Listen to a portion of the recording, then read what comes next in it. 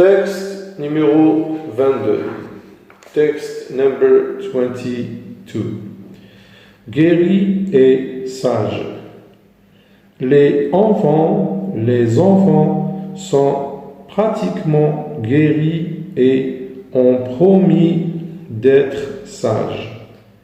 Ils voudraient que mamie joue avec eux. Mais mamie n'a pas le temps. Elle doit nettoyer. Et papy s'est caché au grenier. Alors, pour s'occuper, ils décident de ranger leur chambre. D'abord, il faut vider toutes les caisses à jouer pour pouvoir trier. En peu de temps, le désordre est indescriptible. Il y a des jouets partout.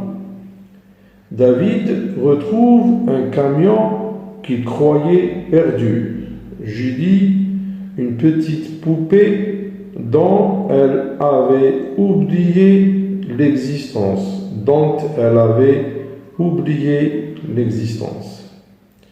Il joue quelque temps, puis, découragé par l'ampleur du rangement à entreprendre, décide d'aller regarder un peu la télévision.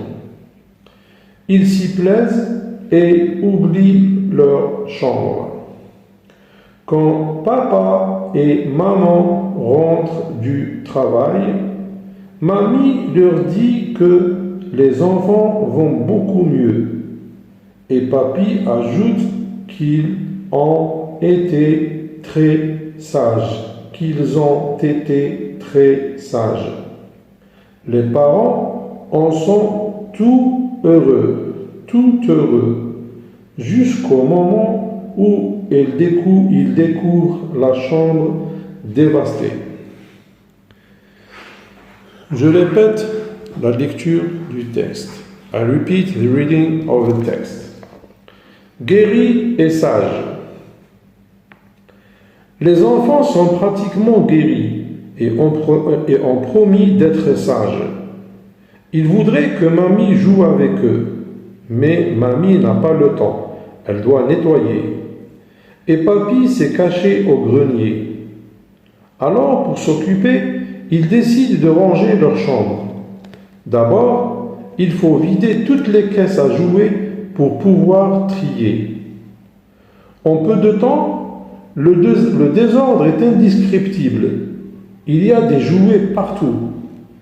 David retrouve un camion qu'il croyait perdu. Julie, une petite poupée dont elle avait oublié l'existence. Il joue quelque temps, puis, découragé par l'ampleur du rangement à entreprendre, décide d'aller regarder un peu la télévision. Ils s'y plaisent et oublient leur chambre. Quand papa et maman rentrent du travail, mamie leur dit que les enfants vont beaucoup mieux. Et papy ajoute qu'ils ont été très sages. Les parents en sont tout heureux, jusqu'au moment où ils découvrent la chambre dévastée.